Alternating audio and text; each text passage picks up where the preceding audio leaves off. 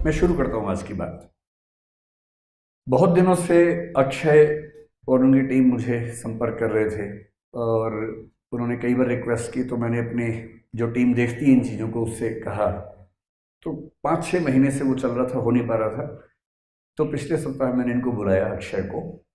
दिक्कत क्या थी कि इस कॉलेज की 2 सोसाइटीज़ अप्रोच कर रही थी। तो मैंने अपनी टीम से कहा कि दोनों को बुला के समझौता करवा के एक ही दिन करवा लो, ताकि और बैकग्राउंड में दोनों का नाम लिख देंगे उससे, और मैं टॉपिक ऐसा लूँगा कि दोनों का काम चल जाएगा। तो दोनों को हमने बुलाया और 1 घंटे की कोशिश के बाद भी सहमति बन नहीं पाई। अंत में फिर ये सहमति बनी कि ठीक है, मैं 2 बार अलग टॉपिक लेके आऊँगा। एक बार निष्ठा इस सोसाइटी के लिए ब्यूरोक्रेसी को लेकर, और दूसरा उड़ान जो सोसाइटी है उसके लिए कोई मोटिवेशनल टॉक लेकर। तो उसके बाद जैसे 2 मुख्यमंत्री ढेढ़े साल के लिए बनते हैं तो उनमें झगड़ा इस बात का होता है कि पहले कौन बनेगा। तो इन दोनों बच्चों में झगड़ा हुआ कि पहले किसके लिए आप आएंगे। तो दूसरे वाले को चिंता होती है कि बाद में वायदा भूल ना जाए। तो मैंने उनसे कहा कि आप भरोसा कर लीजिए वचन का, अगर मैं आपसे कह रहा हूँ तो आ जाऊँगा। आज मैंने मन से बोल दिया, तब तो कुछ पीछे जाने की बात रही नहीं। तो उड़ान के लिए एक बार फिर से आने का वायदा है, मैं जरूर आऊँगा, इसमें कोई करने की बात नहीं। आज का जो टॉपिक है और जो ऑडियंस मुझे बताया गया है वो ये है कि आप लोग सिविल सर्विस एस्पिरेंट्स हैं या होने वाले हैं, या आपके मन में ये भाव आता है कि क्या हम सिविल सर्विस में जाएं।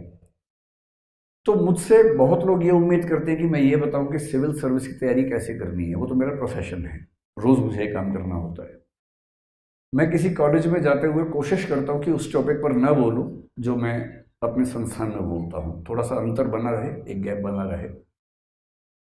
तो मैं इन बच्चों से पूछा कि आप कुछ टॉपिक सजेस्ट कीजिए जो आपको सिविल सर्विस के बारे में सुनने का मन है। तो इन्होंने पता नहीं कहाँ से लिखवाए टॉपिक्स, बड़ी मुश्किल भाषा में 5-6 टॉपिक्स भेजे। इतनी मुश्किल भाषा कि मैं पढ़ के घबरा गया कि मैं इनको क्या बोलूँगा, टॉपिक ही समझ में नहीं आ रहा था। तो मैंने बुलाया इनको फिर ये समझने के लिए कि टॉपिक का मतलब क्या है। तो इन्होंने बताया कि हमने भी कहीं से लिखवा लिया था, हमें भी नहीं पता इसका मतलब। तो जैसा जैसा बच्चे करते हैं आमतौर पे, यही बच्चा था, इसने कहा कि वो टॉपिक हमने भी कहीं से लिखवा लिया, हमें भी नहीं पता। बोले सर आप आ जाइए, जो बोलने बोल दीजिए। तो फिर एक सिंपल सा टॉपिक हमने डिसाइड किया, आपको ध्यान रखते हुए कि देश को किस तरह के सिविल सर्वेंट्स की ज़रूरत है, कैसा ब्यूरोक्रेट आपको होना चाहिए अगर आप सिविल सर्विस में जाते हैं, क्या आपको सोचना चाहिए अभी से अपने जीवन के बारे में। कुछ दिन पहले मैं श्रीराम कॉलेज में गया था, तो वहाँ उन बच्चों की डिमांड थी कि थोड़ा सा स्टार्टअप के बारे में बोलिए। तो मेरी राय बड़ी स्पष्ट है, मैं पढ़ाता हूँ सिविल सर्विसेज के लिए, और जो बच्चे सिविल सर्वेंट बनना चाहते हैं मैं उनको हर तरह की मदद करता हूँ। पर मेरा ये मानना बिल्कुल नहीं है कि देश के हर बच्चे को सिविल सर्विस के बारे में सोचना चाहिए, ऐसा एकदम नहीं है। सिविल सर्विस के बारे में उन्हीं को सोचना चाहिए जिनका व्यक्तित्व सिविल सर्वेंट होने से बैच करता है। आज हम समझेंगे कैसा व्यक्तित्व आपका होना चाहिए। और मैं ये भी मानता हूं कि इस देश को सिविल सर्वेंट से ज़्यादा ज़रूरत स्टार्टअप करने वालों की है, और मैं ये बात हर मंच पे कहता हूं। यदि आप स्टार्टअप कर सकते हैं तो उससे अच्छा कुछ नहीं। आप सिविल सेवाओं में रह के भी स्टार्टअप कर सकते हैं, लेकिन वो स्टार्टअप फाइनेंशियल नहीं होगा, सोशल स्टार्टअप होगा। आप एक ज़िले के कलेक्टर होकर कुछ नई स्कीम स्टार्ट कर सकते हैं और उस ज़िले को नई रोशनी दिखा सकते हैं, ये स्टार्टअप कर सकते हैं। मणिपुर का एक आईएएस है जिसका नाम आर्मस्ट्रॉन्ग पेम या पामे बोलते हैं, PAME है। उसका मन था कि वो एक सड़क बनाए। सड़क बनाने के लिए फंड उसके पास नहीं था, सरकार के पास पैसा नहीं था। उसने बहुत कोशिश की, अंत में क्या किया, उसने जनता से, NGO से, वहाँ के ट्रस्ट से, वहाँ के समाज से निवेदन किया कि अगर ये एक सड़क बन जाएगी करीब 100 किलोमीटर की, तो इससे बहुत सारे लोगों की ज़िंदगी बेहद आसान हो जाएगी। क्योंकि वो बहुत ईमानदार अधिकारी था, क्योंकि लोगों पर उस पर अगाध विश्वास था, लोगों ने आगे बढ़कर उसकी मदद की, और 100 किलोमीटर की सड़क बिना सरकार की सहायता के एक IAS अधिकारी ने बनवा दी। तो हम क्यों माने कि स्टार्टअप केवल बिजनेस की दुनिया में ही होता है। आप कोई नया उद्यम, नया प्रयास सिविल सेवक होके भी कर सकते हैं, कलेक्टर होके भी कर सकते हैं। एक डॉक्टर हैं, डॉक्टर समित शर्मा, राजस्थान काडर के IAS ऑफिसर हैं। वो डॉक्टर थे। उनको लगता था कि देश का आम आदमी बहुत महंगी दवाइयाँ नहीं संभाल सकता, नहीं खरीद सकता, और बहुत सारे लोग सिर्फ इसलिए मर जाते हैं कि महंगी दवाइयाँ नहीं खरीद सकते। देश के हर व्यक्ति को सस्ती दवाई क्यों ना मिले। और जब उन्होंने इस मुहिम को अपने हाथ में लिया तो जेनरिक मेडिसिन के नाम से एक पूरी मुहिम चलाई, जिस मुहिम को बाद में सत्यमेव जयते आमिर खान के प्रोग्राम में दिखाया गया। और वो काफ़ी सफल रहे कि जो दवाई 1 रुपए की मिल सकती है वो दवाई किसी ब्रांड का नाम आने से क्यों 15 रुपए की या 100 रुपए की मिले। और उन्होंने IAS की नौकरी में होते हुए एक स्टार्टअप किया। ऐसा स्टार्टअप तो हम भी कर सकते हैं, कोई भी कर सकता है। इसलिए आप IAS अगर बनना चाह रहे हैं, सिविल सर्वेंट बनना चाह रहे हैं या IPS बनना चाह रहे हैं, जो भी, सबसे पहले स्पष्ट होना चाहिए कि दरअसल आप क्यों ऐसा चाहते हैं और क्या देश को सच में इसकी ज़रूरत है। आपके चाहने में और देश के चाहने में एक समानांतरता का भाव है, समन्वय का भाव है या विरोध का भाव है। ब्यूरोक्रेसी क्या होती है, अगर यहां से बात शुरू करें। बहुत आश्चर्य की बात है कि ब्यूरोक्रेसी का संबंध केवल सिविल सेवाओं से नहीं होता है। ब्यूरोक्रेसी हर जगह होती है। जो भी सिस्टम अपने आप में थोड़ा सा बड़ा होने लगता है उसको ब्यूरोक्रेसी चाहिए होती है। जैसे हमारा कॉलेज है, एक बड़ा सिस्टम है। इस कॉलेज में मेरा ख्याल है कम से कम 200 के आसपास टीचर्स काम करते होंगे, शायद इतने ही नॉन टीचिंग स्टाफ भी काम करते होंगे। अब एक बड़ा सिस्टम बन गया। इस बड़े सिस्टम को चलाने के लिए आपको कुछ ना कुछ तय करना पड़ेगा कि कौन क्या काम करेगा, किसके पास क्या अधिकार होंगे, कौन से नियम हैं, कौन से रेगुलेशन है, किन के तहत काम होगा। जो लोग यहाँ काम करेंगे सिर्फ यहाँ काम करेंगे, कहीं और काम नहीं करेंगे, फुल टाइम जॉब करेंगे। उनका प्रमोशन कैसे होगा, कितने कितने साल में होगा, उनके कार्य का मूल्यांकन कैसे होगा। किसी भी सिस्टम को चलाने के लिए जैसे ही आप ये सब सिस्टम्स खड़े करते हैं, इसी को ब्यूरोक्रेसी या नौकरशाही या एक आप कह सकते हैं कि सिविल सर्विस सिस्टम सरकारी नौकरी के मामले में, नहीं तो ब्यूरोक्रेसी का सिस्टम कह सकते हैं कि होता है। कॉलेज ही क्यों, आपकी सोसाइटी निष्ठा। मैं यहाँ पर आया तो मैंने आते ही देखा कि बहुत सारे बच्चे सामने बैठे हैं और 7-8 बच्चे सफ़ेद कमीज और काली पैंट पहन के यहाँ खड़े हुए हैं। ये अलग से यूनिफॉर्म क्यों चाहिए होती है? इसलिए कि दूर से देख के पता लगे कि एक अधिकारी है।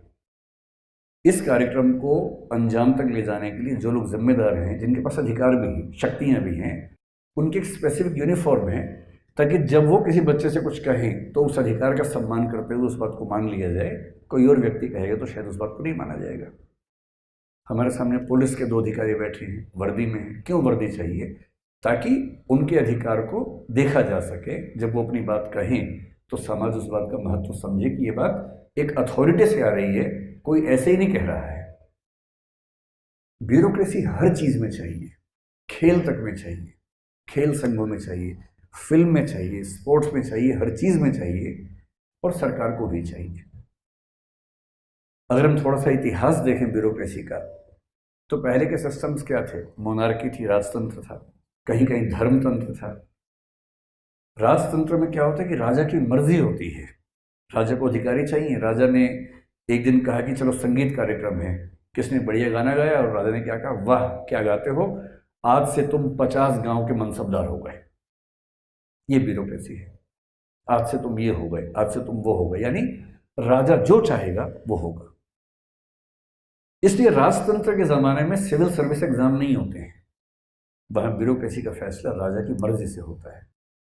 उसका किस पे दिल आ गया, किस पे दिमाग आ गया, वो व्यक्ति जिलाधीश हो जाएगा।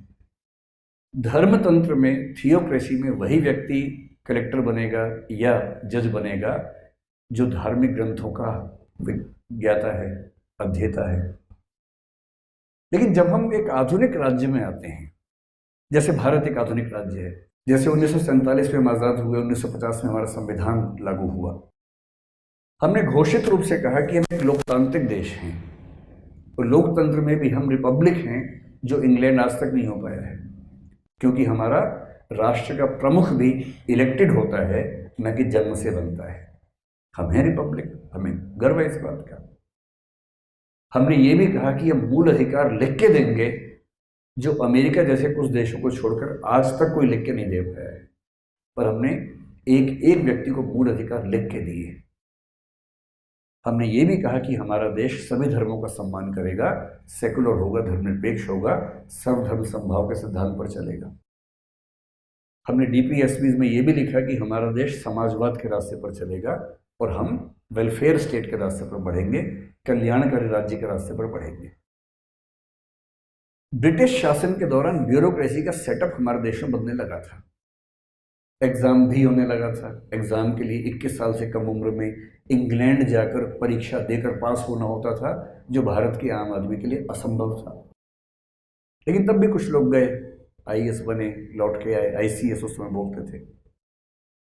पर ब्रिटिश नौकरशाही का पर्पस क्या था? उनका पर्पस ये था कि हमें ऐसे लोग चाहिए जो भारत के संसाधनों को लूटने खसोटने में हमारी मदद करें। यहाँ के संसाधन लूटें, इंग्लैंड लेके जाएं, और उसके लिए जो सबसे योग्य लोग हैं वो यहाँ के कलेक्टर बनेंगे, आईसीएस बनेंगे। वो लाट साहब थे, वो सिविल सेवक नहीं थे, वो समाज सेवक नहीं थे। और लाट साहब होने का मतलब है कि मैं समाज से ऊपर हूँ, मैं एक अफसर हूँ, और तुम क्या मेरे सामने, तुम तो बहुत छोटे हो। उनका उद्देश्य एक्सप्लॉइट करना था, समाज को परेशान करना था, समाज से संसाधन छीनना था। और इसलिए जब आप देखेंगे कि प्राचीन राजतंत्रों में या ब्रिटिश शासन के दौरान जब ब्यूरोक्रेसी के दृष्टांत मिलते हैं, उदाहरण मिलते हैं, तो उससे हमें घबराहट होती है। मैं हिंदी साहित्य का विद्यार्थी हूँ, आपके प्रिंसिपल मैडम भी हिंदी साहित्य की अध्यापक हैं। हिंदी साहित्य जब हम पढ़ते हैं तो उसमें हमें कवियों की कविताओं में ऐसे दृष्टांत मिलते हैं जिससे पता लगता है कि ब्यूरोक्रेसी कैसे काम करती थी उस दौर में। सूरदास जैसा कवि जिसकी ख्याति केवल और केवल वात्सल्य के कवि के रूप में है। दुनिया कहती है कि सूरदास का मतलब है वात्सल्य का कवि, प्रेम का कवि, भक्ति का कवि। पर वो कवि अपने समय की ब्यूरोक्रेसी पर कितने कमेंट्स कर रहा था, इस पर नजर बहुत कम लोगों की जाती है। सूरदास एक गरीब आदमी थे, माना जाता है कि वो अंधे भी थे, ब्लाइंड भी थे, देख नहीं सकते थे, दृष्टिहीन थे।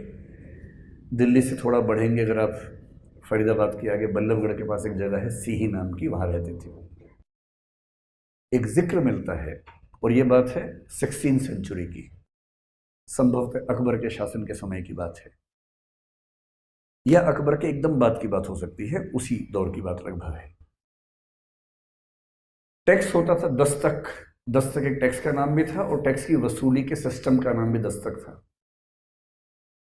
सूरदास से टैक्स मांगा गया। उस गरीब आदमी के पास शायद उस साल फसल वसल नहीं हुई होगी, जो भी स्थिति होगी, वो टैक्स देने की हालत में नहीं थे। उसके बाद सरकार के कुछ लोग आए, जिसको आजकल हम बोलते हैं गस्टेड ऑफिसर, राजपत्रित अधिकारी। वो कौन होता है? जिसके पास एक स्टैंप होती है। पहले वो स्टैंप कहाँ होती थी? उंगली में होती थी, मुद्रा के रूप में होती थी। तो राजमुद्रित जो अधिकारी था, यानी कि जिसके हाथ में राजमुद्रा है, स्टेट की सील जिसकी अंगूठी में है, वो। और सूरदास एक कविता में चुपचाप लिख के सारा इतिहास बता के चले गए। वो कह रहे हैं कि मोहरिल, मोहरिल का मतलब मोहर वाला आदमी, जिसके हाथ में मोहर है, मोहरिल 5 साथ कर दीने तिनकी बड़ी विपरीती। 5 मोहरिल आए हैं, बहुत विपरीत व्यवहार कर रहे हैं। जिम्मे उनके मांगे मोतें, उनके जिम्मे है, उनकी जिम्मेदारी है कि मुझसे मांगे। यह तो बड़ी अनीति। 5-25 साथ अगवानी, 25 लोग और साथ में आए हैं। सब मेरी काज बिगाड़े, सब ने मेरा काम बिगाड़ दिया, मेरे घर का सामान बाहर फेंक दिया। सूरदास की यह बीनती, दस्तक कीजिए माफ। सूरदास विनती कर रहे हैं राजा से कि दस्तक माफ कर दीजिए। ऐसी ब्यूरोक्रेसी होती है उस शासन में जहां पर शासन का उद्देश्य जनता का कल्याण नहीं होता, बल्कि जनता से लूटना होता है, खसोटना होता है। और तब हमें लगता है कि राज्य को कल्याणकारी होना चाहिए, वंचित वर्गों के पक्ष में होना चाहिए, और वैसा ही ब्यूरोक्रेसी को भी होना चाहिए। इसलिए जब हम आज़ाद हुए तो हमने संविधान लिखते हुए तय किया कि हम एक वेलफेयर स्टेट बनेंगे। वेलफेयर स्टेट का कंसेप्ट कहते हैं कि जेएस मिल के विचारों से आना शुरू हुआ। जब 1848 में यूरोप में कुछ क्रांतियां हुई तो जेएस मिल का हृदय परिवर्तन बहुत तेजी से हुआ उस समय, और जेएस मिल तुरंत नकारात्मक उदारवाद से फिसलकर सकारात्मक उदारवाद की ओर बढ़े, या जो ट्रेडिशनल लिबरलिज्म था वहां से हटकर वो मॉडर्न लिबरलिज्म की ओर आए, और एक किताब लिखी प्रिंसिपल्स ऑफ पॉलिटिकल इकोनॉमी। उसका 2nd एडिशन जिसमें पहली बार वो पूंजीवाद के रास्ते से हटकर बात करने लगे कि आम आदमी के हित में राज्य को काम करना चाहिए। वेलफेयर स्टेट का बेसिक मतलब है कि राज्य का काम केवल पुलिस चलाना नहीं है, केवल कानून नहीं है, केवल टैक्स वसूलना नहीं है, केवल जुडिशरी नहीं है, बल्कि जनता को सुविधाएं देना और जनता के पिछड़े वंचित वर्गों को मुख्य धारा में लाने के लिए प्रयास करना भी राज्य का काम है। इसको बोलते हैं वेलफेयर स्टेट। और मुझे आश्चर्य होता है कि हमने आधुनिकता की सारी धारणाएं पश्चिम से ले तो ली, अपने इतिहास को ठीक से खंगाला नहीं। 16वीं सेंचुरी में एक कवि हुए तुलसीदास, और मैं दावे से ये बात कहता हूं कि दुनिया में पहली बार यदि किसी ने कल्याणकारी राज्य की धारणा विस्तार में लिखी है तो तुलसीदास है। ठीक ये बात ठीक उस समय की जिस समय यूरोप में धर्म युद्ध चल रहे थे, जिसमें प्रोटेस्टेंट और कैथोलिक्स के बीच में इतने युद्ध हो रहे थे।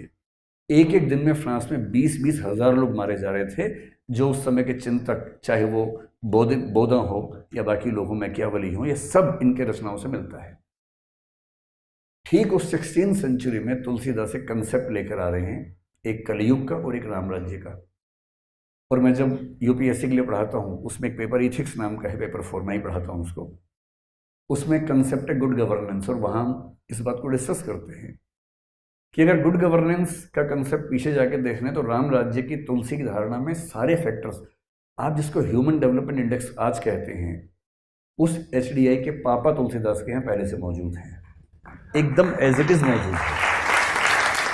और क्या मौजूद है, वो क्या कह रहे हैं आप सुनिए, उनका वर्णन सुनिए एक उनके छंद में कि राज्य कैसा होना चाहिए। अल्प मृत्यु नहीं कवनियों पीरा, किसी व्यक्ति के कम उम्र में मौत नहीं होनी चाहिए। आप क्या बोलेंगे, लाइफ एक्सपेक्टेंसी ज्यादा होनी चाहिए, भाषा ही तो बदली। अल्प मृत्यु नहीं कवनियों पीरा, सब सुंदर सब विरुज शरीरा, सब लोग सुंदर हो, कोई व्यक्ति बीमार ना हो, हेल्थ पैरामीटर्स हो। आपकी भाषा का हेल्थ इंफ्रास्ट्रक्चर हमारा कैसा है, हमने बीमारियों से कितनी लड़ाई लड़ ली है, वो बात तो वो भी कह रहे हैं, सब सुंदर सब विरुज शरीरा। नहीं दरिद्र को दुखी न दीना, एक भी व्यक्ति गरीब नहीं होना चाहिए, कोई दुखी ना हो, कोई दीन ना हो, परेशान ना हो।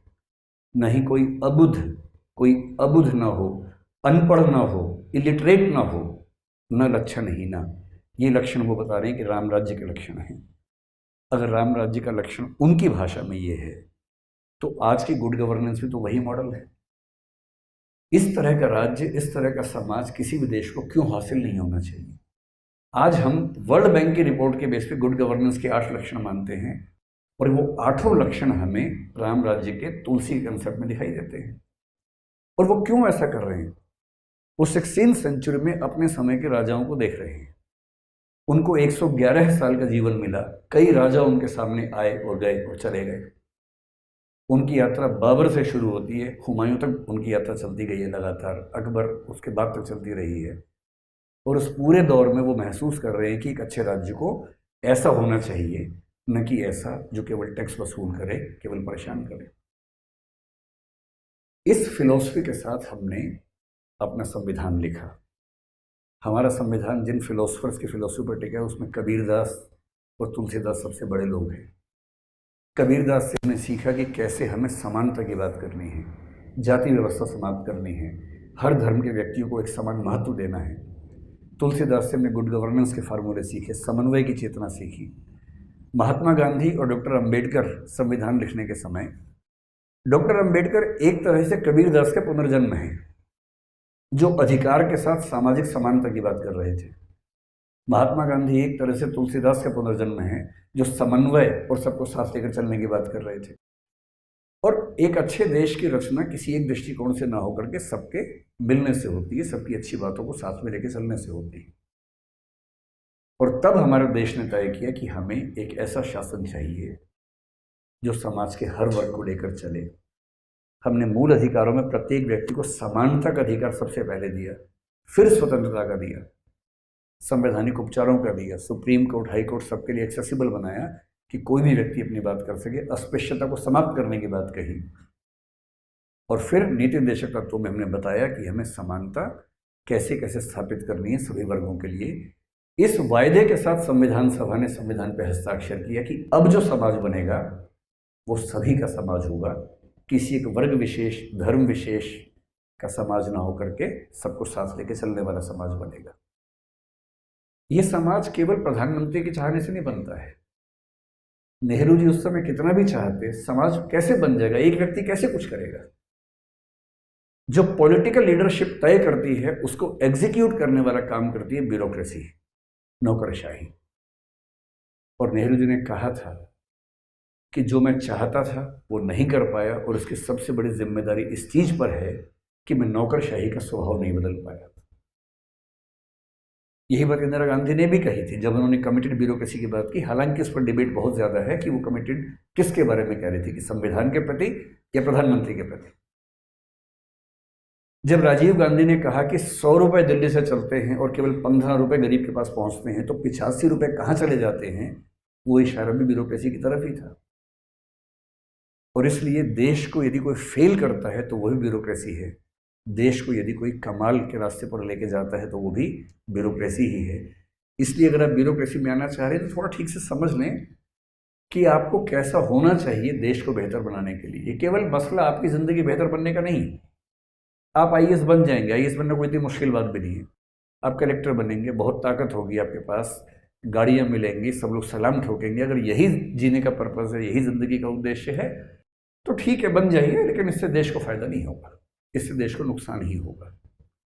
हमें आज के लोकतंत्र में सामंत नहीं चाहिए आईएएस सीट पर बैठे हुए। हमें आज के लोकतंत्र में वो लोग चाहिए जो देश को आगे ले जाने का ख्वाब देखते हैं और उनको ये पता हो कि देश को आगे कैसे लेके जा सकते हैं। जब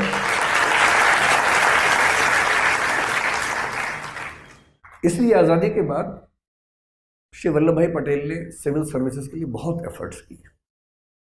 पहले हमारे पास 9-10 ऑल इंडिया सर्विसेज थी, बाद में संविधान में 2 रह गई। और सिविल सर्विसेज के मामले में जिस व्यक्ति की भूमिका सबसे बड़ी हमारे देश के इतिहास में रही, आधुनिक इतिहास में, वो वल्लभ भाई पटेल हैं। और उन्हीं के मतलब प्रशंसा में सिविल सर्विस डे मनाने की परंपरा भी हम लेके आए। उन्होंने लगातार इस बात को इंश्योर भी किया, रेखांकित भी किया कि बिना अच्छी सिविल सर्विसेज के हम इस देश को वैसा नहीं बना पाएंगे जैसा बनाना चाहते हैं। तो उन्होंने क्या किया, जो आईसीएस के अधिकारी थे ब्रिटिश काल के, जब संविधान लिखा गया तो उनका बहुत दबाव था, उनके बिना शासन चल नहीं सकता था। उन्होंने दबाव बनाया कि हमें नए संविधान के तहत स्थान दिया जाए। और उस समय राजाओं को, रजवाड़ों को चिंता क्या थी कि कल को हमारा राज्य छीन न लिया जाए। आईसीएस अधिकारियों की चिंता क्या थी कि कल को हमारे अधिकार कम ना हो जाएं। वो तो लाट साहब थे उस समय। संविधान बनाते हुए बहुत समझौते करने पड़े हमारे संविधान सभा को। एक समझौता ये करना पड़ा कि कुछ बड़े राज्यों को ग्रुप बी स्टेट बनाना पड़ा कि भाई आपका राज्य अलग किस्म का होगा, आपके प्रमुख को राज प्रमुख की पदवी मिलेगी, आपकी अपनी सेना होगी। बहुत सारे समझौते करने पड़े कि बस तुम भारत में आ तो जाओ, एक बार आ जाओ बस। वो आ गए, संविधान में लिख गया तो उनको भरोसा हो गया कि संविधान में लिखा हुआ तो कोई दिक्कत है नहीं। और नेहरू जी और पटेल एकदम क्लियर थे कि एक बार आ जाए फिर देखेंगे बाद में इनको। और लेके आ गए। उनके लिए विशेष संविधान का एक प्रावधान बनाया गया, आर्टिकल 242 मेरे ख्याल से बनाया गया था स्पेशल। और भाग ख के राज्य, पार्ट बी स्टेट्स बोलते थे, उनको बनाया गया। मतलब देश की सेना भी है, राज्य की सेना भी है। अब किसी राज्य में सेना नहीं, आपको पता होगा, लेकिन उस समय राज्यों में सेनाएं थी उस समय। और राज्यों के प्रमुखों का अधिकार था, उनका नाम क्या था, राज प्रमुख। सरकार के खजाने से बहुत बड़ा पैसा मिलता था उनको, प्रीवी पर्स कहते थे उनको उस समय। लेकिन सरकार क्लियर थी। ऐसे आईसीएस वाले बोले कि हमें भाई ठीक से सिस्टम में लाओगे तो हम आएंगे, वरना हम भाग जाएंगे यहाँ से, हम काम नहीं करेंगे। और उनके बिना सिस्टम चले कैसे उस समय। तो संविधान में अनुच्छेद 310, 311, 312 शामिल किए गए। और ये अनुच्छेद सिविल सेवकों को आईसीएस और आईपी जो उस समय था, इंडियन पुलिस, लिखा है 312 में कि एक ऑल इंडिया सर्विस आईएएस होगी, एक ऑल इंडिया सर्विस आईपीएस होगी, और आईसीएस के सभी अधिकारी आईएएस माने जाएंगे, आईपी के सभी अधिकारी आईपीएस माने जाएंगे। और 311 में उनको इतनी सुरक्षाएं दी गई हैं कि उनको हटाना लगभग नामुमकिन है। इन सारी एश्योरेंसेस के बाद संविधान पास हो। संविधान लिखना मजाक नहीं होता है। आप 6 लोग मिलकर अपने हॉस्टल का संविधान लिख के देखिए, समझ में आ जाएगा। सहमति नहीं बनती है, बहुत झगड़े होते हैं। संविधान लिखना इतनी बड़ी कवायद थी। 7वें संविधान संशोधन में नेहरू जी ने भाग ख राज्यों को संविधान से हटा दिया और वो सारे राज्य भाग क सामान्य राज्य बन गए। खूब चिल्लाए राजे रजवाड़े, पर वो तो तय था, एक लोकतंत्र में राजा क्यों चलेंगे, उन्हें खत्म होना ही पड़ेगा। समय जब बदलता है तो समय बदलने के साथ चीजें बदलती हैं, बदलनी चाहिए। आगे चलकर इंदिरा गांधी ने प्रीवी पर्स को भी हटा दिया संविधान संशोधन करके, सब बराबर हो गए। आईसीएस के मामले में सरकार कुछ खास कर नहीं पाई, और वो आईसीएस जो लाट साहब थे, भाई गाड़ी में चल रहे हैं, 25-30 गाड़ियां चल रही हैं लाल बत्ती वाली, टाई टाई टाई करते हुए। आईसीएस गांव जाएगा? लाट साहब है, गांव का आदमी आएगा आईसीएस के पास? आईसीएस क्यों गांव जाएगा?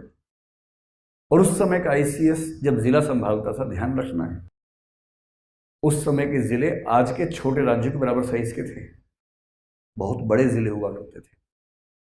और जिले के प्रमुख के पास जिला जज का काम भी होता था। वो केवल एडमिनिस्ट्रेटिव हेड नहीं था, वो जुडिशियल हेड भी था। सारी पावर्स एक व्यक्ति में, आईसीएस, और वो लाट साहब। उस लाट साहब से प्रधानमंत्री और मुख्यमंत्री कह रहे हैं कि आम आदमी की सहायता करो भाई। वो आम आदमी के मोहल्ले में जाने के मूड में नहीं है। वो कहते हैं कि मोहल्ले को यहाँ बुलाओ बात करने के लिए, वो जाने को तैयार नहीं है। तो कैसे एक ऐसा देश जो आम आदमी को साथ लेके चलना चाह रहा है, कैसे इस आईसीएस के माध्यम से आगे बढ़ेगा? और इसलिए उस दौर के बहुत सारे कवियों ने इन सिविल सर्वेंट्स के बारे में खूब खराब खराब लिखा है। एक कवि मुक्तिबोध नाम के हुए, शायद आपने नाम सुना होगा। मुक्तिबोध ने कविता लिखी अंधेरे में, जिसका मतलब है कि देश अंधेरे में डूबा हुआ है, और उसमें ऐसा लगता है कि सिविल सेवकों के बारे में लिख रहे हैं। एक शब्द होता है उदरंभरी, जिसका मतलब है पेट भर गया है, और वो क्या लिख रहे हैं? उदरंभरी बन अनात्म बन गए, पेट भर गया तो आत्माहीन हो गए। भूतों की शादी में कनात से तन गए, किसी व्यभिचारी के बन गए बिस्तर। बहुत बहुत ज्यादा लिया, दिया बहुत बहुत कम, मर गया देश, अरे जीवित रह गए तुम। ये नाराजगी है उस कवि की जो सिविल सेवकों के व्यवहार से बहुत परेशान है। ये स्पेसिफिकली सिविल सेवक के बारे में नहीं है, लेकिन इसको पढ़ के लगता है कि वो उस समय के सिविल सेवकों को भी कह रहे हैं। और एक दूसरा कवि तो इतना नाराज है, अदम गोंडवी साहब तो इतने नाराज हैं उस समय के शासकों से। वो तो मुख्यमंत्री से, प्रधानमंत्री से, ब्यूरोक्रेट से, कलेक्टर से, सबसे नाराज रहते थे। और कह रहे कि तुमने समाज को देखा है कभी कि समाज कैसा होता है? कलेक्टर की हवेली में बैठ के तुम समाज देखना चाह रहे हो? एक बार मेरे साथ निकलो, देखो कि अनुसूचित जाति के लोग कहाँ रहते हैं, उनकी ज़िंदगी कैसी है, उनका मोहल्ला देख तो लो भाई। आइए महसूस करिए जिंदगी के ताप को, मैं चमारों की गली में ले चलूंगा आपको, चलो मेरे साथ, चलो तो सही। तुम लाट साहब बने बने महल में बैठे बैठे शासन चलाओगे, आम आदमी का घर भी नहीं देखोगे, मोहल्ला भी नहीं देखोगे, और कहोगे कि सारे जहां से अच्छा हिंदुस्तान हमारा। अरे भाई कुछ काम तो करो, आम आदमी से मिल तो लो, देख तो लो। और उस समय के कलेक्टर क्या करते थे, आईएएस अधिकारी बहुत सारे, फाइलों में अच्छी अच्छी बातें, यहाँ गए बांध बन गया है जो बना ही नहीं, खेतों में हरियाली है जो है ही नहीं, सब फाइलों में चल रहा है। और इसी पर व्यंग्य करते हुए अदम ने फिर लिखा, तुम्हारी फाइलों में गांव का मौसम गुलाबी है, मगर ये आंकड़े झूठे हैं, ये दावा किताबी है, ये सच नहीं है।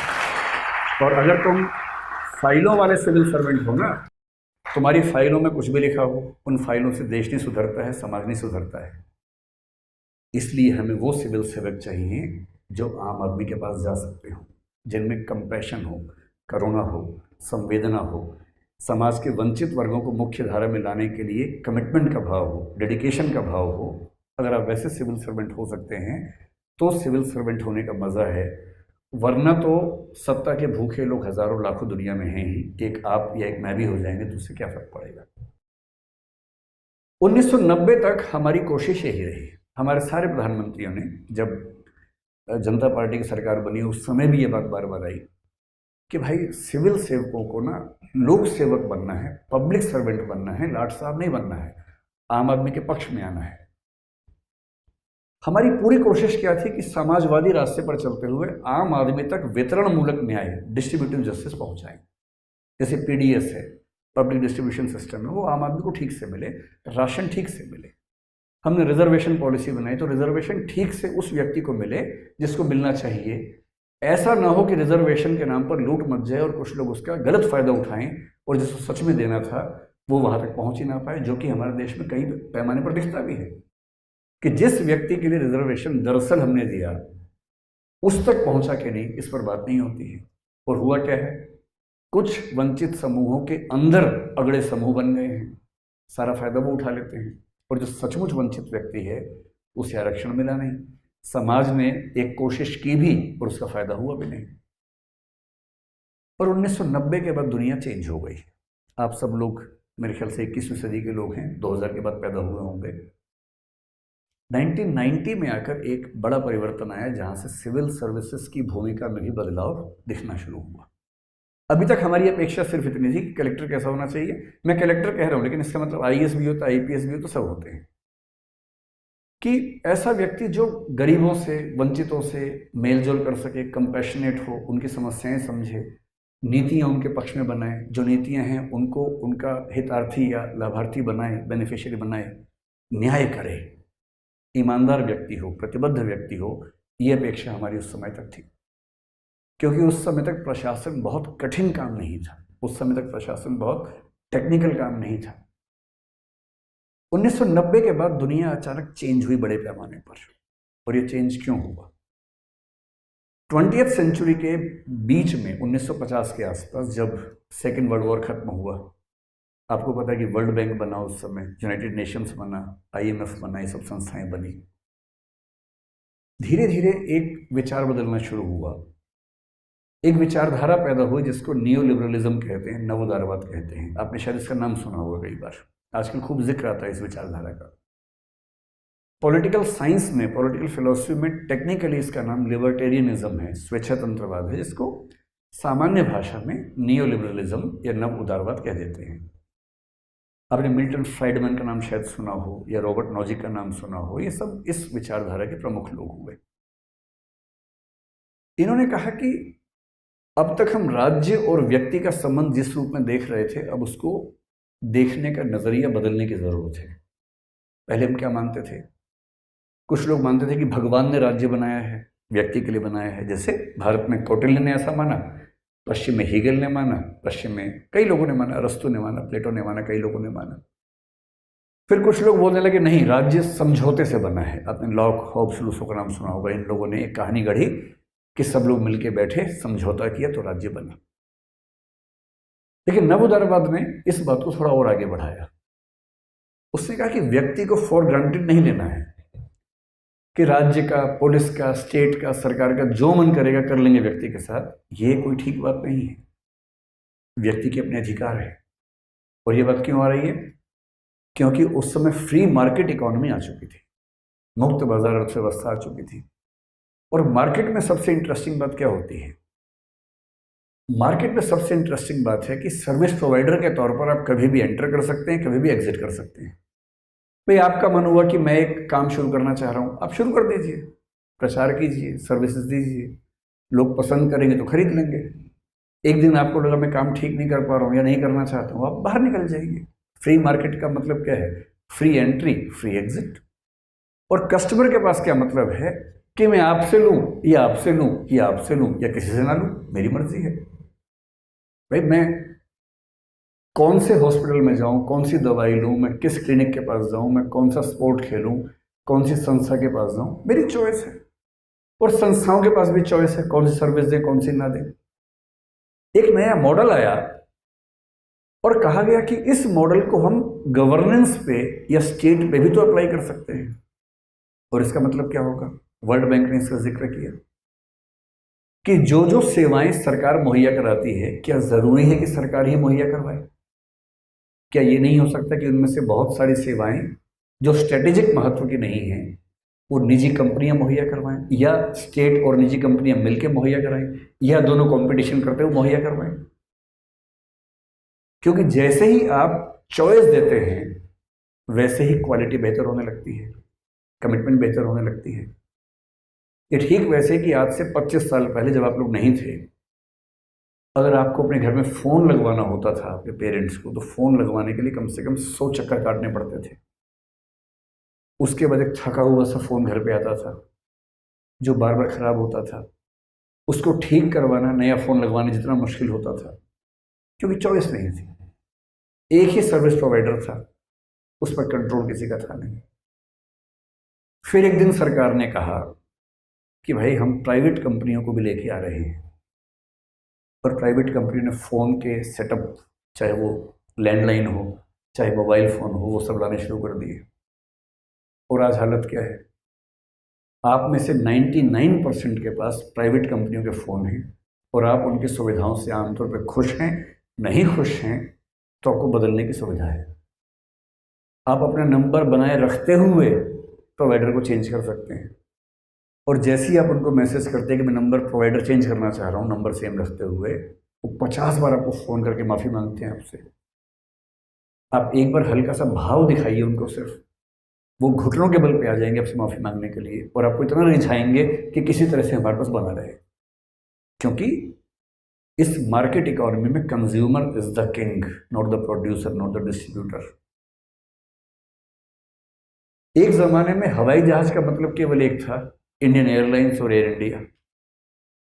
फ्लाइट बुक करनी है, फ्लाइट्स कम हैं, आप फ्लाइट में जाएंगे तो बिहेवियर ऐसा हो सकता है कि आप किसी से कहेंगे पानी पिला दो, और वो घूरते हुए आंखों से देख के बोले क्यों पानी पिएगा भाई, घर से नहीं पी के आ सकते थे। क्योंकि चॉइस नहीं है, आपको जाना है, गालियाँ खानी है और यात्रा करनी है। अब चॉइस है, 10 तरह की एयरलाइंस हैं, रेट का कंपटीशन चल रहा है। आपने अपनी सुविधा से रेट चुना, और फिर वहाँ जाने के बाद आपने कहा थोड़ा ज़्यादा स्पेस वाली सीट चाहिए, 500 रुपये दिया, आगे जाके बैठ गए, सब सुविधाएं हैं। और जहाँ किसी ने गलत किया, एक ट्वीट किया कि मैं इस एयरप्लेन से आया, इसमें सब गलत बर्ताव किया गया, उसके मालिक घुटनों के बल पे आके आपसे माफ़ी मांगे ट्विटर पे ही। कितनी धौंस है हम लोगों की आजकल। ये किसी ज़माने में नहीं थी। आज से 25-30 साल पहले जब राज्य का एकाधिकार था सेवाओं पर, ऐसी धौंस किसी की नहीं थी, बड़ी हालत खराब होती थी। और जब प्राइवेट सेक्टर ने वेस्ट में ये सब करना शुरू किया, तो एक मॉडल आया कि जब प्राइवेट सेक्टर अच्छी सर्विसेज दे सकता है तो सरकार क्यों नहीं दे सकती भाई? सरकार अगर चाहे तो अपने जो बेनिफिशियरीज हैं, क्लाइंट्स हैं, सिटीजन्स, नवोदार बात कहता है कि राज्य एक सर्विस प्रोवाइडर है। वो क्या सर्विस देता है? लॉ एंड ऑर्डर, वेलफेयर, ये सर्विसेज हैं। और जनता या नागरिक जो है वो एक लाभार्थी है, उपभोक्ता है, क्लाइंट है। जैसा बर्ताव एक सर्विस प्रोवाइडर अपने क्लाइंट से करता है ना, वैसा बर्ताव राज्य को नागरिक के साथ करना चाहिए। और वो कब होगा? जब सर्विसेज ट्रांसपेरेंसी के साथ हों, समय सीमा के अंदर हों। यदि सर्विस गलत हो तो उसके खिलाफ शिकायत की जा सके, सर्विस प्रोवाइडर को चेंज भी किया जा सके। और 1992 के आसपास ब्रिटिश प्रधानमंत्री जॉन मेजर एक कंसेप्ट लेकर आए जिसका नाम था सिटीजन चार्टर। दुनिया भर में ऐसा फैला कि सब ने उसको अपना लिया, भारत ने भी अपनाया। सिटीजन चार्टर का मतलब है किसी भी ऑफिस में आप जाएंगे तो वहाँ लिखा होगा बड़ा बड़ा कि इस ऑफिस में क्या क्या सर्विसेज मिलती हैं, कितने टाइम में मिलती हैं, न मिले तो आप क्या कर सकते हैं। जब वो भी सफल नहीं हुआ तो हम क्वालिटी ऑफ सर्विस डिलीवरी का मैकेनिज्म लेकर आए, और हमारे ब्यूरो ऑफ इंडियन स्टैंडर्ड्स ने एक कंसेप्ट बनाया सेवोत्तम, कि जो सरकारी ऑफिस इन 3 पैरामीटर्स पे सही उतरेंगे उनको हम एक मानक देंगे सेवोत्तम नाम का, कि यहाँ सेवाएं ठीक तरीके से दी जाती हैं। सूचना का अधिकार आया क्योंकि सरकारी अधिकारी आमतौर पर सूचनाएं देने में यकीन नहीं रखते हैं, ऑफिशियल सीक्रेट्स एक्ट का बहाना लगाते हैं। तो सूचना के अधिकार अधिनियम में साफ साफ लिखा गया कि अगर कहीं कॉन्ट्राडिक्शन हुआ सूचना के अधिकार और ऑफिशियल सीक्रेट्स एक्ट के बीच में, तो सूचना का अधिकार डोमिनेट करेगा, ना कि ऑफिशियल सीक्रेट्स एक्ट डोमिनेट करेगा। एक बार नहीं 2 बार लिखा गया उस एक्ट के अंदर। ये सारी कोशिशें पिछले 20-25 साल में किस चीज़ की हैं? क्योंकि उदारीकरण होने से क्या हुआ, ग्लोबलाइजेशन होने से क्या हुआ, भारत के बहुत लोग विदेश जाने लगे। जब विदेश गए तो देखा कि वहाँ की सरकारें कैसे काम करती हैं, बहुत एफिशिएंट हैं। हमारी सरकार वैसी क्यों नहीं हो सकती है? तो उन लोगों ने खूब लिखना शुरू किया, प्राइवेट सेक्टर से सरकार का कंपटीशन शुरू हुआ। टेली कम्युनिकेशन में प्राइवेट और सरकार साथ साथ जब आमने सामने आ गए, पेट्रोल पंप में सरकार प्राइवेट आमने सामने जब आने लगे, तो लोग कहने लगे, मुहावरा बन गया कि ये काम नहीं करेगा, सरकारी है। इन मुहावरों से सरकार को लड़ना था। कौन लड़ेगा? ब्यूरोक्रेसी लड़ेगी, और कौन लड़ेगा? और इसलिए पिछले 20-25 साल में दुनिया भर के देशों में, इंक्लूडिंग हमारे देश में, ये कोशिश हुई कि ब्यूरोक्रेसी इतनी एफिशिएंट हो कि जो काम जिस व्यक्ति को मिलना चाहिए तुरंत मिले। वो एक क्लाइंट है, उस तरह से उसका सम्मान होना चाहिए। सरकारी ऑफिस में आके गालियां ना खाए। बिजली का बिल जमा करने गया है, पैसा लेके गया है, वहाँ गालियां भी खा रहा है, पैसे भी नहीं ले रहे उससे। ये सब ना हो। पासपोर्ट बनवाने के लिए 6 घंटे लंबी लाइन में लगने के बाद किसी दलाल को 2000 रुपये दे के पासपोर्ट बनेगा, ये हालत ना हो। और तब हमारे समाज ने, हमारे राज्य ने बहुत कमाल के परिवर्तन किए। मुझे ध्यान है कि आज से 20 साल पहले मैं जब पहली बार पासपोर्ट बनवाया, दर्दनाक अनुभव था। पासपोर्ट बनवाने के दौरान मुझे लगा कि विदेश जाने का विचार ही छोड़ देता हूँ। इतना खतरनाक एक्सपीरियंस था।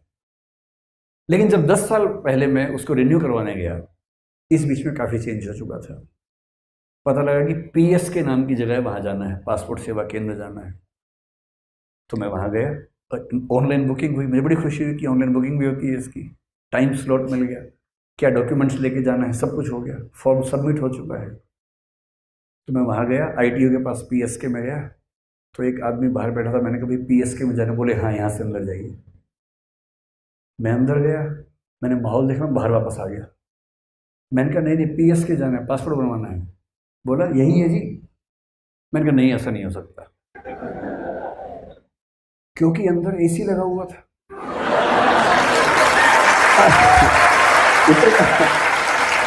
इतना ही नहीं, इतना ही नहीं, वहाँ कुछ लोग अच्छे तरीके से बात कर रहे थे। मैंने कहा ना, ये नहीं हो सकता भाई।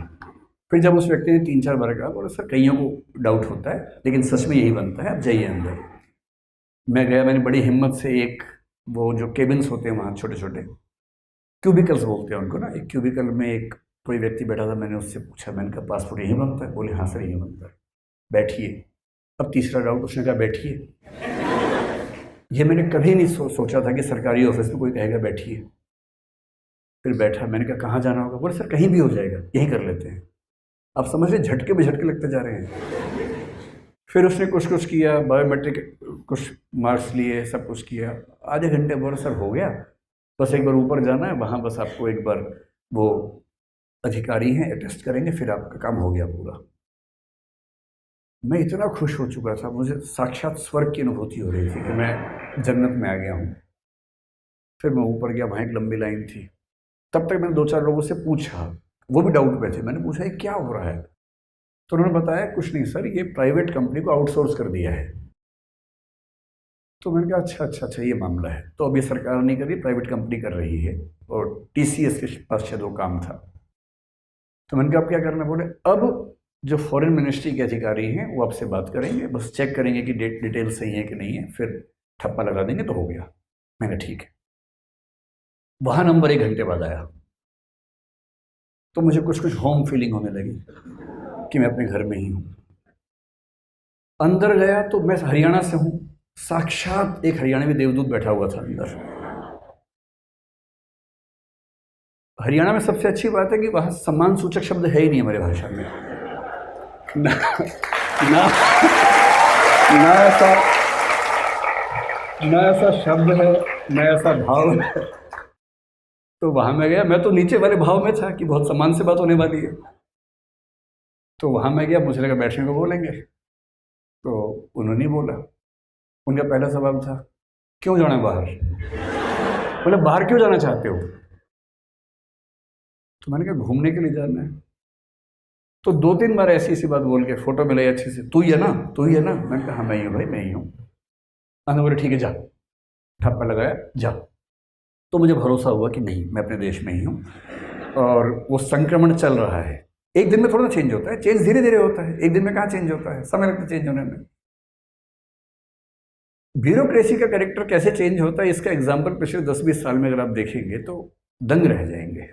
कई ऐसे एग्जाम्पल्स हमारे सामने हैं। लेकिन सरकार ने क्या किया, पासपोर्ट बनाना आसान कर दिया। ड्राइविंग लाइसेंस जब मैंने पहली बार सोचा बनवा लूँ, और मैं हरियाणा में था, तो मैंने उनसे पूछा कैसे बनता है।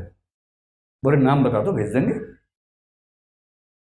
तो मैंने कहा नहीं, आना तो होता होगा, गाड़ी चला के। अरे क्या गाड़ी चलाओगे, नाम भेज दो। फिर पता लगा इतना ही नहीं है, आप देश में किसी भी ज़िले से बनवा सकते हैं यहाँ बैठे बैठे। बस आपको नाम बताना है और एक तय राशि देनी है, बन किया जाता है। ड्राइविंग टेस्ट वेस्ट कुछ नहीं होता है। तो उस समय ड्राइविंग लाइसेंस बन गया, मेरे अपने ज़िले से बना, बाहर से नहीं बना। और वो बना 40 की उम्र तक के लिए, क्योंकि तब नया कंसेप्ट था कि 40 की एज तक के लिए बनेगा, क्योंकि 40 में आदमी थोड़ा सा उसको देखने में दिक्कत होती है, फिर से टेस्ट कर लेते हैं। अब मैं दिल्ली का निवासी हो गया, तो मैं दिल्ली के ऑफिस में गया इसी भाव से कि जाना है, बन जाएगा। तो मैंने जाके लाइसेंस बनवाना है, तो पता लगा कि ऐसे नहीं बनता है, टेस्ट होता है। वो भी 2 टेस्ट होते हैं, एक होता है कंप्यूटर पे, एक होता है चला के दिखाना होता है। मुझे उम्मीद थी कि मैं वहाँ लाइन में खड़ा हूँ, कोई ना कोई साइड से आके बोलेगा मेरे टेस्ट की हो जाएगा, आ जाओ साइड में। पर कोई नहीं आया। टेस्ट की डेट आई। टेस्ट क्या है, कंप्यूटर पे आपको जाना, 10 क्वेश्चन आएंगे। क्वेश्चन भी क्या पूछते हैं, अगर ऐसा एरो है तो कहाँ मुड़ना है, इस तरह के सवाल पूछते हैं, मुश्किल सवाल नहीं पूछते। तो मुझे तो बच्चों वाला टेस्ट होगा। मैंने बाहर देखा, उसके 10-20 लोग वहाँ पर एक किताब को वैसे ही पढ़ रहे जैसे यूपीएससी के एग्जाम से पहले बच्चे पढ़ते हैं। मैं घबरा गया, मैंने कहा भी क्या टेस्ट है अंदर। एक छोटी सी बच्ची मेरे पास आई, बोली आपका पहला अटेम्प्ट है।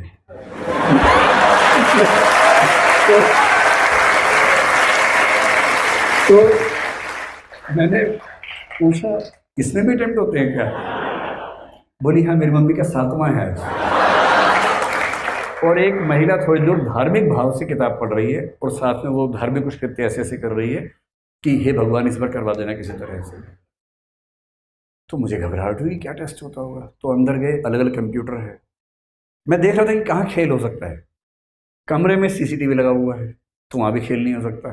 हर कंप्यूटर के सामने कैमरा लगा हुआ है। आप जैसे कंप्यूटर पे जाएंगे, सबसे पहले आपकी फ़ोटो आपको दिखेगी उस पर, तो तय हो गया कि आप ही बैठे हुए हैं।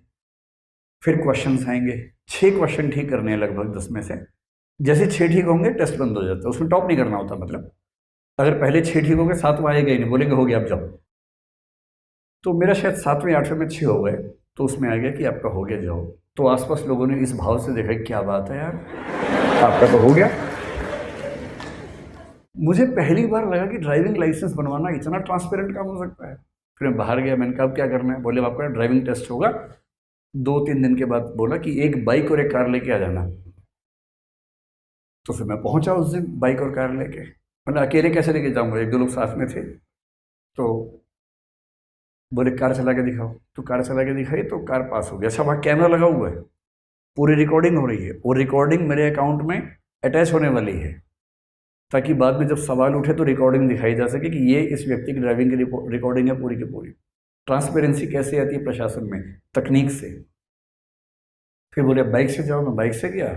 आगे से मुड़ के आना था, एक जंगल जैसी जगह थी। आया वापस तो बोले आप फेल हो गए। तो जबकि मैं गिरा भी नहीं था, बाइक से मैं आराम से आ गया था, बाइक का मेरा अच्छा खासा अनुभव था। तो मैंने पूछा कि क्यों फेल हो गए। बोले अपने इंडिकेटर नहीं दिया। जंगल के अंदर घूम के आना था ऐसे। मैंने कहा इंडिकेटर किसको देता मैं, बोले ये सब नहीं पता हमें, रूल इज रूल। तो फिर 1 महीने बाद फिर गया मैं, फिर बाइक चलाई। इस बार बोले इंडिकेटर इतना अच्छे से दिया सब कुछ। मक्खी भी मिली तो मैंने इंडिकेटर दे दिया उसको कि भाई तुम टेंशन मत लेना। और फिर ड्राइविंग लाइसेंस मिला। मुझे बड़ी खुशी हुई कि कम से कम सड़क पर बाकी लोग भी इस परीक्षा से गुजर के आ रहे होंगे, वरना सड़क पे हमेशा ही खतरा होता है कि 100 में से 90 का लाइसेंस घर पे आया होगा, और ये यही प्रैक्टिस कर रहे हैं हमारे आसपास ही। और क्या पता कि आप बाइक चला रहे हो, वो ट्रक में प्रैक्टिस कर रहा हो, ये भी तो हो सकता है ना। तो ब्यूरोक्रेसी को ट्रांसपेरेंट भी होना पड़ेगा। और सबसे अच्छी बात है, 1990 के बाद एफिशिएंट ब्यूरोक्रेसी का कंसेप्ट हमारे समाज में आया, और हमारे सिविल सर्विस एग्ज़ाम को लेकर भी, मसूरी की ट्रेनिंग को लेकर भी ये भाव बढ़ता गया। 2005 के बाद चीज़ें और आगे बढ़ गई, और अब कंसेप्ट आया कि हमें सर्विसेज जनता को बुला के नहीं देनी है, उनके घर जाके देनी है। Free service delivery mechanism. अगर अमेजोन आपके घर पे सामान भेज सकता है तो भारत सरकार क्यों नहीं भेज सकती? आपका पासपोर्ट बनाने की पूरी प्रक्रिया आपके घर पे क्यों नहीं हो सकती? कुछ लोग आपके घर पे आके आपका अटेस्टेशन करके साइन करके क्यों नहीं जा सकते, और पासपोर्ट बन के आपके घर पे क्यों नहीं आ सकता अगर आप उसकी फीस पे करने को तैयार है तो? और जब सर्विस डिलीवरी मैकेनिज्म की बात आई तो राज्य से अपेक्षा हुई कि अब सरकारी नौकरी का मतलब लाट साहबी पूरी खत्म हो चुकी है। अब आपको एक एक व्यक्ति को दिखाना है कि हम कैसे बेस्ट सर्विसेज आपको प्रोवाइड कर सकते हैं। पिछले 5-7 साल में अगर आपने एक्सपीरियंस देखे हो, और इसमें मुख्य भूमिका किसकी है? तकनीक की भूमिका है। और इसलिए मैं कहता हूं कि आजकल जो ब्यूरोक्रेट्स चाहिए, अगर आप लोग जाना चाह रहे हैं, सबसे पहली शर्त एक कायदे का लोक सेवक होने की अब ये है कि आप तकनीक के साथ दोस्त हों, तकनीक के दुश्मन ना हो, तकनीक से दूर ना भागते हों। और तकनीक हमारी जिंदगी कितनी आसान करती है, इसके एग्जाम्पल्स आपने आसपास देखे होंगे आपने। यूपीएससी का रिजल्ट आज से 20 साल पहले जब आता था, हजारों लोग यूपीएससी के बाहर खड़े होते थे, दंगा हो जाता था उस समय। दीवार पे चिपका हुआ देखने के लिए दंगा हो जाता था, लोग फाड़ लेते थे उसको, और एक के पीछे दौड़ रहे हैं, वो रिजल्ट लेके भाग गया। फिर साइबर कैफे का जमाना आया कि नेट पे आएगा, सब लोग अपने अपने घर के पड़ोस में साइबर कैफे में भीड़ लगाए खड़े हुए हैं। अब क्या ज़माना है, अपने फ़ोन पे पीडीएफ देख रहे हैं, खट से कि अपना नाम टाइप किया, सर्च किया, 1 सेकंड में रिजल्ट सामने आता है। अब कहीं नहीं जाना है। ये ई गवर्नेंस है। ई गवर्नेंस चीज़ों को कितना आसान कर देती है, इसका एक एग्जाम्पल है। हम कार से ट्रेवल करते हैं, सड़कें बन रही हैं आजकल पीपीपी मॉडल पे, हम टोल पे करेंगे, सड़कें अच्छी बनेंगी, एक्सप्रेसवे बनेंगे। टोल है तो टैक्स देना पड़ेगा। टोल टैक्स के जो प्लाजा है वहाँ पर 2 घंटे की लाइन है। एक्सप्रेस वे पे जाके आपने बचाया था 1.5 घंटा, टोल टैक्स पे करने में लग गए 2 घंटे। तो सरकार ने फिर एक कंसेप्ट सोचा, फास्टैग, कि हर गाड़ी पर फास्टैग होना ज़रूरी है। थोड़ी सुविधा हो गई, 1.5 घंटे के बदले कहीं कहीं 1 मिनट, कहीं आधा मिनट, कहीं कहीं 10 मिनट 15 मिनट हो गए। आप जाएंगे, गाड़ी पे फास्टैग है, स्कैनर है, स्कैन करेगा, खट से दरवाज़ा खुलेगा, आप जाएंगे, पैसा आपके अकाउंट से कट गया है, अलग से नहीं देना है आपको। अब जो आने वाला है, नितिन गडकरी ने कुछ दिन पहले घोषणा की कि मुश्किल से 6 महीने बाद, ये मुंबई वाले एक्सप्रेसवे पे शायद पहली बार आने वाला है, टोल प्लाजा भी नहीं होंगे। जितनी जगह से आप सड़क पर चढ़ते हैं वहां पर उन्होंने सेंसर्स लगा रखे हैं, सिर्फ रुकना रुकना नहीं है आपको, सैटेलाइट से कनेक्टेड है। आप उस सड़क पे चढ़े, आपकी गाड़ी पर बस एक स्टिकर लगा हुआ है जिसको सेंस कर लिया, और जहां से आप उतरे वहां भी एक सेंसर है। इन दोनों जगहों के बीच में जितना डिस्टेंस, जितना अमाउंट है आपके बैंक अकाउंट से कटा, आपको मैसेज आ गया, बात। 1 सेकंड भी वेट नहीं करना है। ये होता है जब राज्य आपको बेहतर सर्विसेज देने का प्रयास करता है। हमारे वर्तमान प्रधानमंत्री की अच्छी बात है कि वो तकनीक के बड़े दीवाने हैं और चाहते हैं कि तकनीक की मदद से सेवा। मैंने हाल में एक एग्जाम्पल देखा, डिजी लॉकर आया तो मैंने तो बहुत अच्छी इच्छा नहीं थी कि मैं उसका इस्तेमाल करूं, क्योंकि मैं विद्यार्थी नहीं हूं, जरूरत नहीं पड़ती। पर एक बार मेरे घर के लोगों ने किया तो मैंने भी कर लिया, डिजी लॉकर बना लिया, उसमें मेरे सर्टिफिकेट्स आ गए। अब 3-4 महीने पहले एयरपोर्ट्स पे देखा कि बहुत लंबी लाइनें हैं, कैसे पार करें। तो हमारे एक सहयोगी ने मुझे बताया कि एक नई स्कीम आई है, डिजी यात्रा। तो मुझे नए नए नाम सुन के ना घबराहट होती रहती है कि एक और स्कीम आ गई, ये भी स्कीम है, कैसे इसको मैनेज करेंगे। खैर, जब उसने लक्षण बताया तो मैंने उसको डाउनलोड किया, डिजी यात्रा को। डिजी यात्रा क्या है? डोमेस्टिक एयरपोर्ट्स के बीच में ट्रैवल करने के लिए एक स्कीम है। जैसे डिजी यात्रा पर मैं गया, उसने मुझसे पूछा कि आप डिजी लॉकर पे हैं, मैंने कहा हूँ। जैसे कि वहाँ से मेरा आधार कार्ड फेच कर लिया अपने आप, मुझे ये भी नहीं करना पड़ा। तो डिजी यात्रा पर मैं रजिस्टर्ड हूँ कि मेरा ये नाम है, मेरा ये आधार कार्ड नंबर है। अब करना क्या है, जैसे मैं किसी फ्लाइट से जा रहा हूँ, मैंने 3-4 बार प्रयोग किया पिछले 1-2 महीने में। बस फ्लाइट की टिकट आई मेरे पास, जैसी बोर्डिंग पास मेरे पास आया, उस बोर्डिंग पास को स्कैन कर देना है डिजी यात्रा में। जैसे स्कैन हुआ, अब डिजी यात्रा कह रही है कि the information has been send to the airport. अब आप एयरपोर्ट जाएंगे, अब आप वीआईपी बन गए अचानक। वैसे कोई पूछ नहीं रहा था आपको, वहाँ लाइन में 20-20 लोग खड़े हैं, एक गेट पे लिखा है डिजी यात्रा ओनली। हम वहाँ गए हीरो बन के।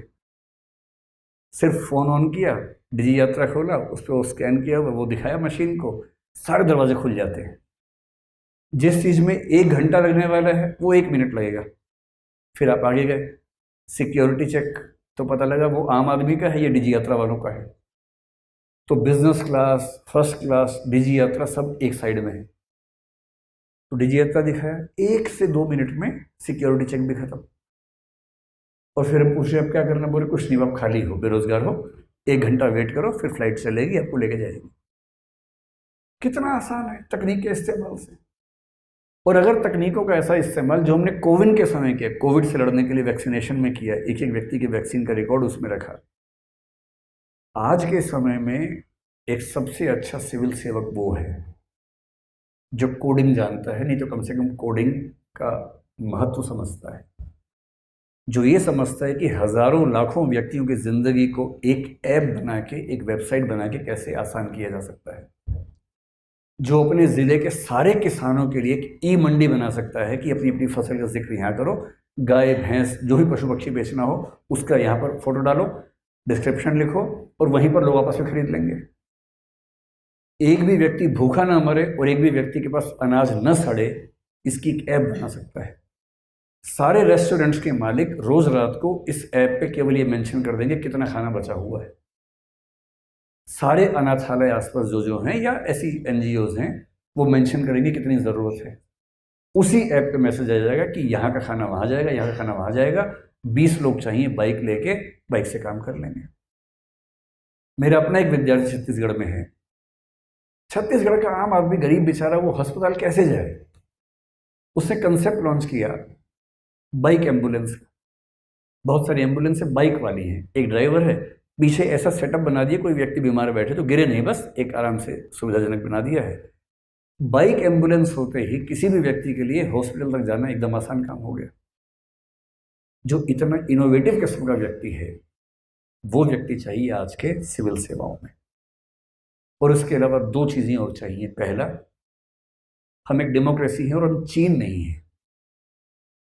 चीन खुद को लोकतंत्र कहता है, बोलता है कि हम सिंगल पार्टी डेमोक्रेसी हैं। कितना मजेदार शब्द है ना, सिंगल पार्टी डेमोक्रेसी। डेमोक्रेसी है, पार्टी एक ही है, इलेक्शन एक ही पार्टी लड़ेगी, पर है डेमोक्रेसी। उस पार्टी में 2 उम्मीदवार लड़ेंगे, लेकिन वो उस पार्टी के 2 उम्मीदवार हैं, जनता के कुछ व्यक्तियों को, सबको नहीं, जो उस पार्टी के मेंबर्स हैं। पार्टी के मेंबर्स केवल ये चुनेंगे कि आपको इसी पार्टी के 2 व्यक्तियों में से कौन सा व्यक्ति ठीक लगता है, पार्टी एक ही रहेगी। पर हम एक जिंदा लोकतंत्र है, मल्टी पार्टी डेमोक्रेसी है। हमारे देश में सत्तारूढ़ पार्टियां हैं, विपक्षी पार्टी हैं, इधर गठबंधन है, उधर गठबंधन है, सारे के सारे कॉम्बिनेशंस बन सकते हैं। जब आप सिविल सेवाओं में जाएंगे, ध्यान रखिएगा, बहुत आसान होता है किसी पार्टी के साथ एसोसिएट हो जाना, लालच भी होता है। सत्तारूढ़ दल के मंत्री, सांसद आपसे कहेंगे कि जुड़ जाइए, बहुत फायदे में रहेंगे, ये पोस्टिंग करवा देंगे, वो पोस्टिंग करवा देंगे, करवा भी देते हैं, बड़ा मजा आता है। अच्छे अच्छे ज़िले मिलते जा रहे हैं, आपकी बात सुनी जाती है, सब मंत्री सुनते हैं बात, मज़ा आता है। पर जिस दिन सरकार चेंज होती है ना, सारा हिसाब बराबर हो जाता है।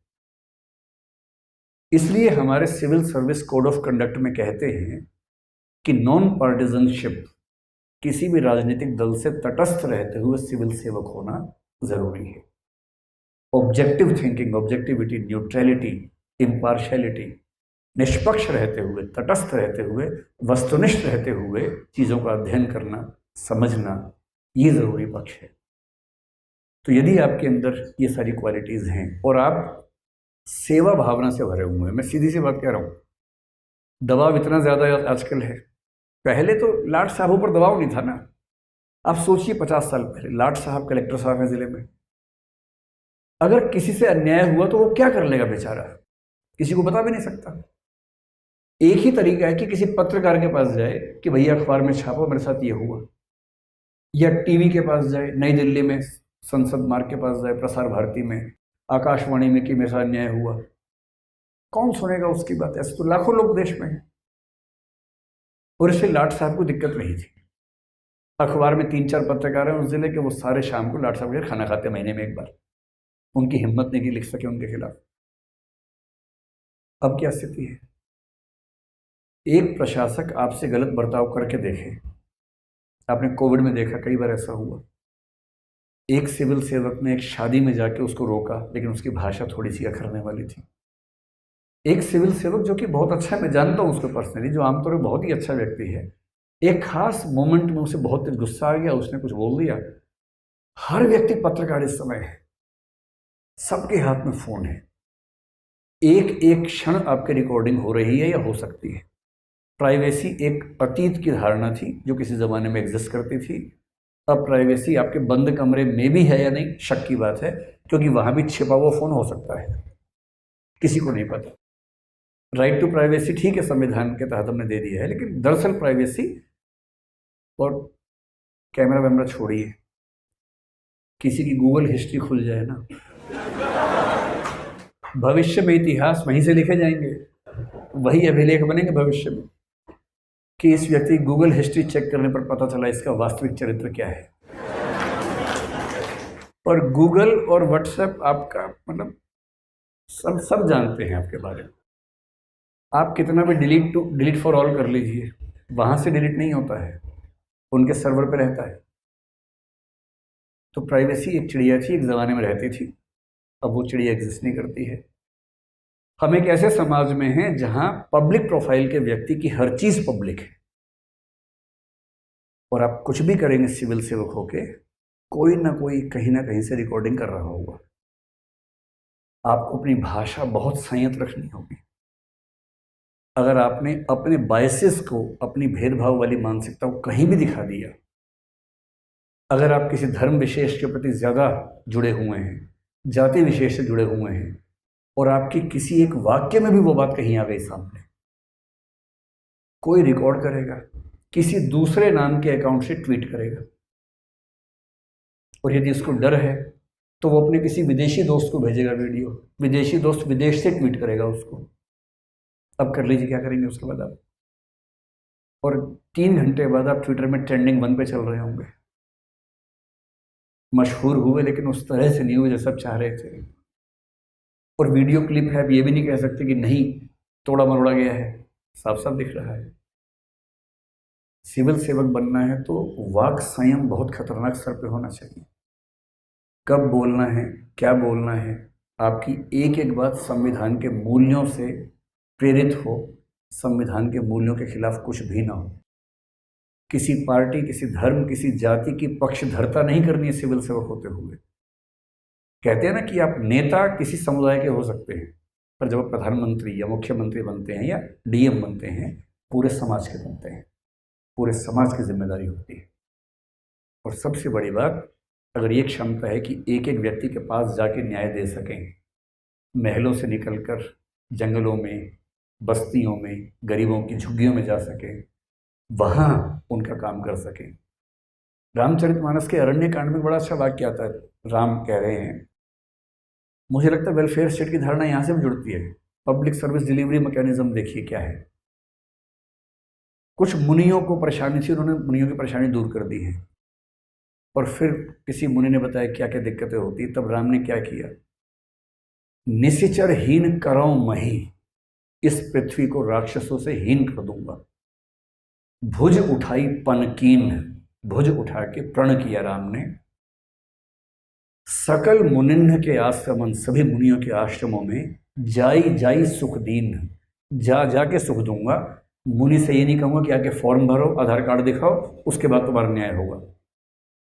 अच्छा राज्य वो है जो एक एक बेनिफिशियरी के घर जाके न्याय करता है, न कि ये उम्मीद करता है कि न्याय करवाने के लिए कोई मेरे पास आएगा। और यदि एक आईपीएस के होते हुए कुछ लोग गरीबों को परेशान कर रहे हैं, तो उस आईपीएस को आईपीएस होने पर शर्म होनी चाहिए। आईपीएस होने का मतलब है कि जब तक मैं इस ज़िले में हूँ, किसी गुंडे मवाली की हिम्मत नहीं कि एक भी शरीफ व्यक्ति को परेशान कर सके। अगर वैसा आईपीएस बन सकते हैं तो आईपीएस बनिए, वरना अगर आईपीएस बन के शाम को लॉन टेनिस ही खेलना है, बैडमिंटन ही खेलना है और जिमखाना क्लब ही जाना है, तो फिर आईपीएस मत बनिए, कुछ और सर्विस कर लीजिए, क्योंकि आईपीएस आपके बनने से पूरे ज़िले को सुरक्षा महसूस होनी चाहिए। बहुत लंबी बात हो गई, पूरी बात को समअप करता हूँ 4-5 वाक्यों में। अगर आप सिविल सेवा में जाना चाहते हैं, अपने अंदर 4-5 चीज़ें देख लीजिए हैं, या पढ़ने में अच्छे होंगे तो ही जाएंगे, वो तो है ही, मैं उसकी बात नहीं कर रहा हूँ, वो तो होना ही चाहिए।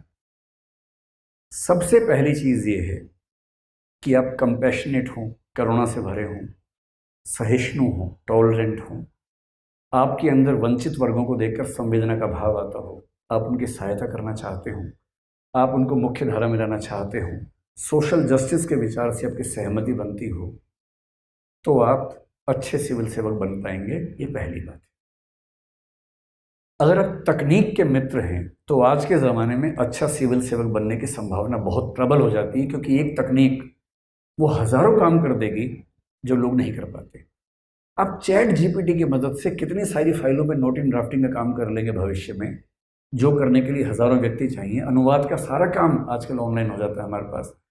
वो सारे काम जो मनुष्य करता है कम समय, मतलब ज़्यादा समय लेता है, क्वालिटी में भी कमी होती है, ऐसी बहुत सारी चीज़ तकनीक से हो जाती है, बशर्ते आप तकनीक को लेकर सहज हो और आप प्रशासन में उसका अच्छा उपयोग कर सकते हो। दूसरी चीज़ ये है। तीसरा, सिविल सेवक बनना मौज का मामला नहीं है, मजाक नहीं है।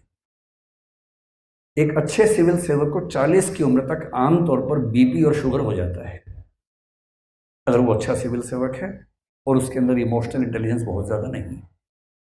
इतना स्ट्रेस झेलना पड़ता है, इतने तरह के दबाव, विधायक का, सांसद का, मंत्री का, पता नहीं क्या क्या दबाव आएंगे, मीडिया के दबाव आएंगे, गुंडों के दबाव आएंगे, इंडस्ट्रियलिस्ट के दबाव आएंगे, ठेकेदारों के दबाव आएंगे। और वो दबाव केवल छोटे मोटे दबाव नहीं होते हैं, उसमें दबाव में हत्याओं के दबाव भी आ सकते हैं।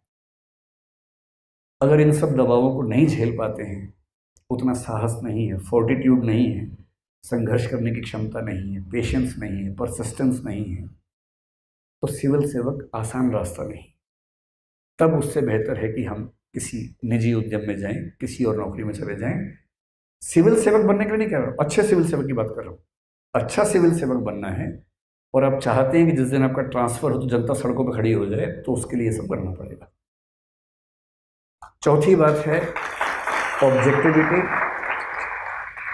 Objectivity, neutrality, impartiality, non पार्टिजनशिप। किसी पार्टी या समुदाय विशेष का सिविल सेवक नहीं बनना है, देश का सिविल सेवक बनना है। ये चौथी बात ध्यान रखनी है। और पांचवी बात तो सबसे बेसिक है, वो ईमानदारी है, इंटीग्रिटी है, प्रोबिटी है। यानी आपको कोई विभाग दिया गया है तो सरकार निश्चिंत हो कि इस व्यक्ति के होते हुए कुछ गलत नहीं हो सकता, और ऐसे सिविल सेवक होते हैं। मैं केवल एक आखिरी एग्जाम्पल के बाद समाप्त करता हूँ। मेरा एक बहुत अच्छा मित्र आईपीएस है, काफ़ी सीनियर रैंक पे अब है, घोर ईमानदार किस्म का व्यक्ति है। अच्छी बात क्या है उसके साथ, वो किसी पार्टी का सगा नहीं है, क्योंकि वो नॉन पार्टिजनशिप के मूल्य पे चलता है। लेकिन जिस राज्य में है वहाँ दो पार्टियां सत्ता में आती हैं क्रमशः। दोनों पार्टियों के मन में एक बात स्पष्ट है, मुख्यमंत्री चाहे इस पार्टी का चाहे उस पार्टी का हो, एक बात स्पष्ट है कि जब कोई मामला नहीं संभलेगा हमसे, इसको भेज देंगे, संभाल देगा। क्योंकि उनको भरोसा है 2-3 बातों का। पहला, इतना योग्य है कि हर प्रॉब्लम सॉल्व कर सकता है, इतना ईमानदार है कि कोई इसको करप्ट कर नहीं सकता, इतना मजबूत है कि कोई इसको झुका नहीं सकता। आईएएस आईपीएस बनने का मजा तब